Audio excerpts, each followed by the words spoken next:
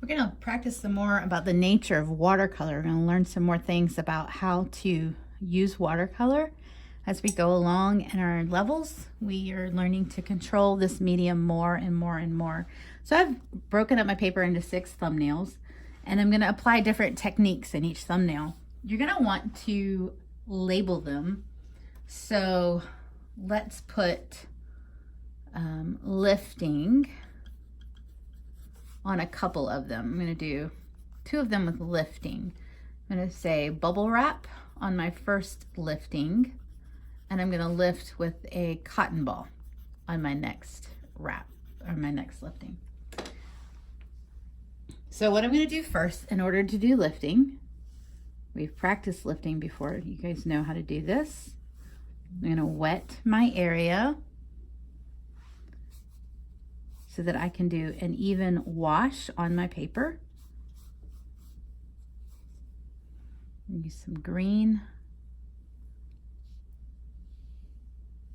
Now remember, when your paper is wet, the watercolor pigment will naturally just move around easily within that wet area. It won't go past that wet area unless you move it past it. So it'll evenly fill in that space. And mine, again, is on an incline, so it's naturally also going to drip and puddle down at the bottom. So here it's nice and wet. Rinse my brush and set it down, but while it's wet, I'm gonna take bubble wrap and I'm gonna lay bubble wrap on top. Now, I'm gonna show you what it does when I pull that bubble wrap off immediately. It does polka dots, but that is one way of doing it. If I wanted to do a texture like that, I could do it. Or going back like this, I'm gonna put a little bit more pigment on it to replenish the pigment that the bubble wrap took off of it. I'm gonna clean off my bubble wrap, wipe it on a paper towel so that it doesn't have the pigment that was on it. And what I'm gonna do is I'm gonna set the bubble wrap on top. I'm gonna tap it down and I'm gonna let it sit there for a while. I'm gonna let it almost dry. It should be close to being dry. I'm gonna move on to the next, to the cotton ball lifting. Again, I'm gonna fill in this thumbnail with water, just getting it wet so that my pigment will easily move. So I'm starting again with a wash. I'm gonna use some phthalo blue.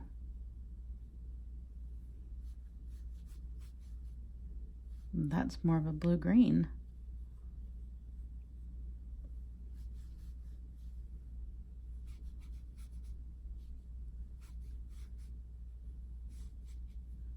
Using my blue-green.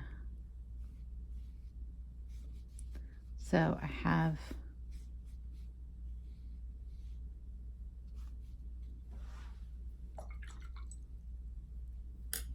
and I'm going to use my cotton ball. I've used this cotton ball before and I use it for many things, so I just keep the same cotton ball. And I can go back, just like we've done before, really make like a cloud effect across the page, like that. Can go back in with different areas and make it even brighter. I'm going to add some of that pigment in, the red pigment. So that is cotton ball. Well, let's do one more area of lifting. So I want to show you what a dried, crinkled up paper towel is going to look like. So I'm going to wet my thumbnail area again.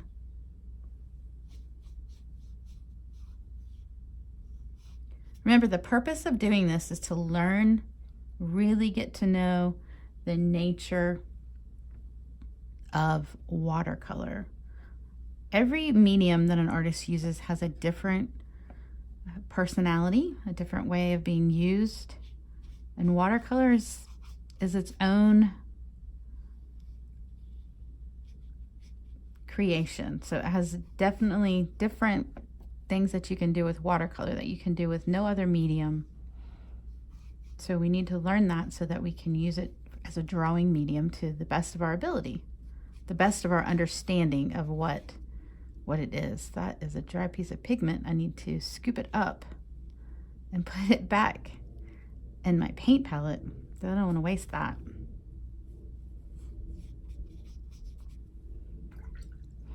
So I'm going to use this crinkled up paper towel that is dry. I'm going to see what it does. So you can see that it makes a different type of cloud type creation there. So in these three, I'm going to do different, or two of them, I'm going to do a different type of masking. And actually on three of them, I'm going to do different type of masking. So the first one, I'm going to use an oil pastel. You can also use a crayon. Oil pastels work beautifully. These are called Resist. So before I go any further, I'm going to label Resist Oil Pastel. This is going to be a Resist tape. And this will be a Resist masking fluid. So these are the three types of resists. I don't know if you can see the oil pastel showing up. You will be able to see it in just a second once I paint over it. So what will happen, I don't need to do a wash this time, but I'm going to use, let's see, use this color and go over. So what is happening, because oil and water do not mix, is that the oil and the oil pastels resist the color. It does bead up on top of it, but it resists. It doesn't allow it to lay there. My brush is really dry.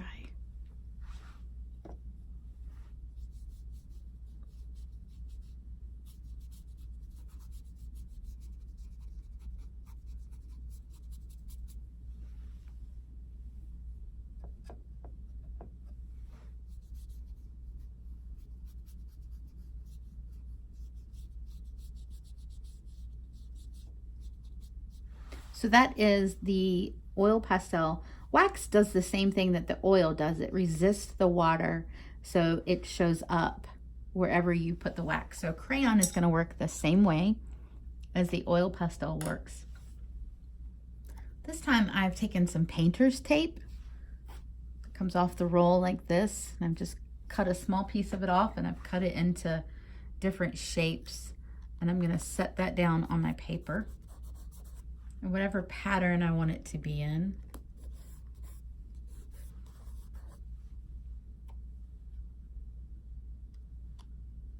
I'm gonna put it down there.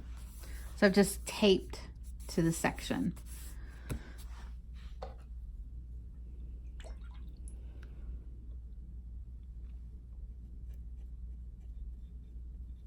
I'm going to use my paint, and I'm going to paint right on top,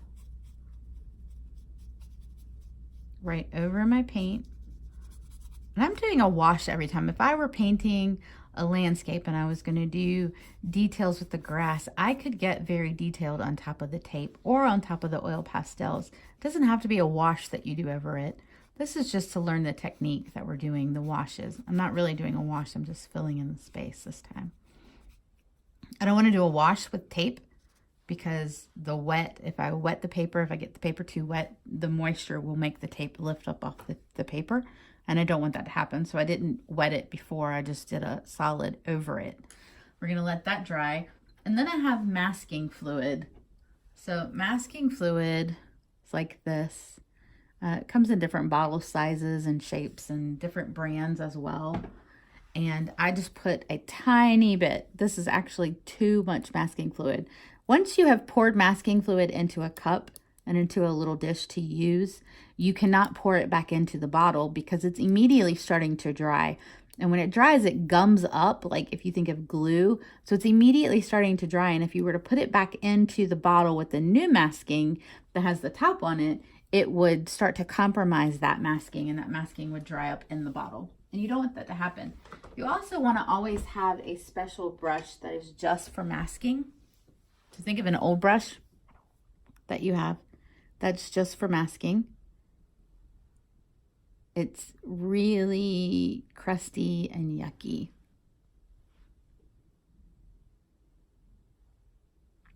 So I want to use that, and I'm going to make some shapes.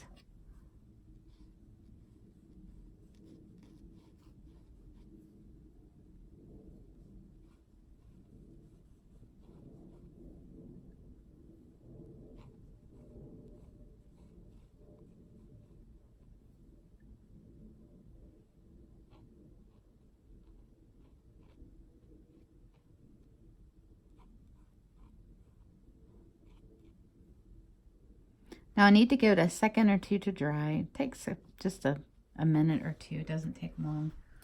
But do you see, that's all I use, and I poured out way too much masking.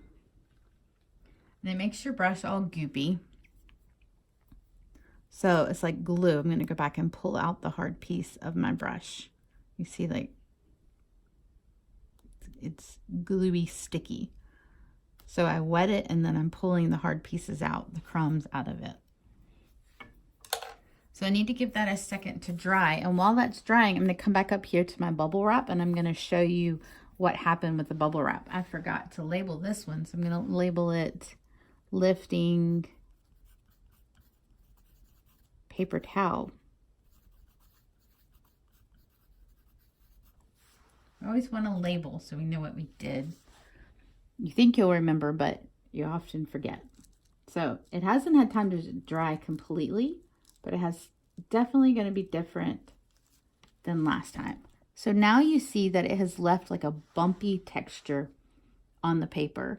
So if you're trying to make something in watercolor and it has a bumpy texture, this is a good way of getting that texture. If you're trying to get a certain plant, if you think of a young pine cone maybe on a tree, that it's a green, while it's still green, it's kind of bumpy on the side. That is a good technique to use for something like that. So we've seen that we could use that for adding texture, and this is for adding texture. It's feathery looking, as is this one, or clouds. There's lots of ways of using that. This one is a great way to apply highlights, or if you're painting a landscape that has water in it. Water is highly reflective, so it's a good idea to have masking or to use oil pastel or crayon for highlights and reflectives. So this is tape. You can use tape to tape off areas in your artwork that you want to stay completely white, the color of your paper. So the watercolor cannot get in there. So it keeps the shape.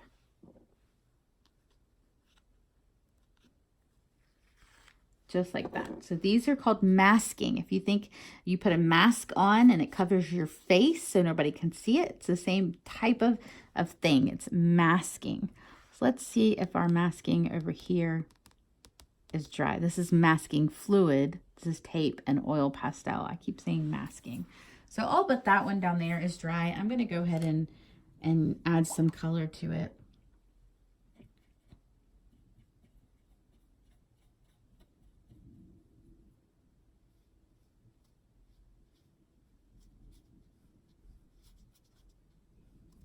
So the oil pastel, you cannot take away. It stays there. It becomes part of your artwork.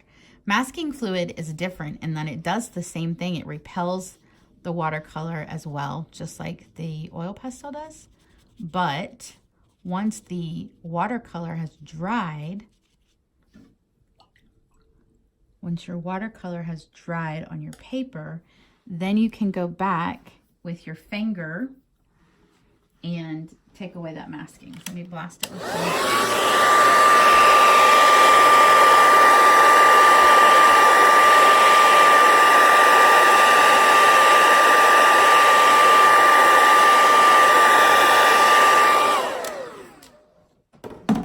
So we speed up that drying process so I can show you that I can take away the masking fluid. It just rolls right up off the paper. And if your paper is wet and you try to do it, it will rip your paper. So there's an example of my paper ripping. My paper is too wet in that spot, but it worked right there because it's dry. See, it might be too wet right here. Yep. Too wet, so it ripped the paper. You have to be patient with these things. This one's a good one. So you see how the masking just rolls right up like glue off the page. And I'm not going to try to do this one because the masking is not even dry on that one. So these are maskings. These are liftings. They're different techniques that you use for watercolor to use for different applications that you might be doing.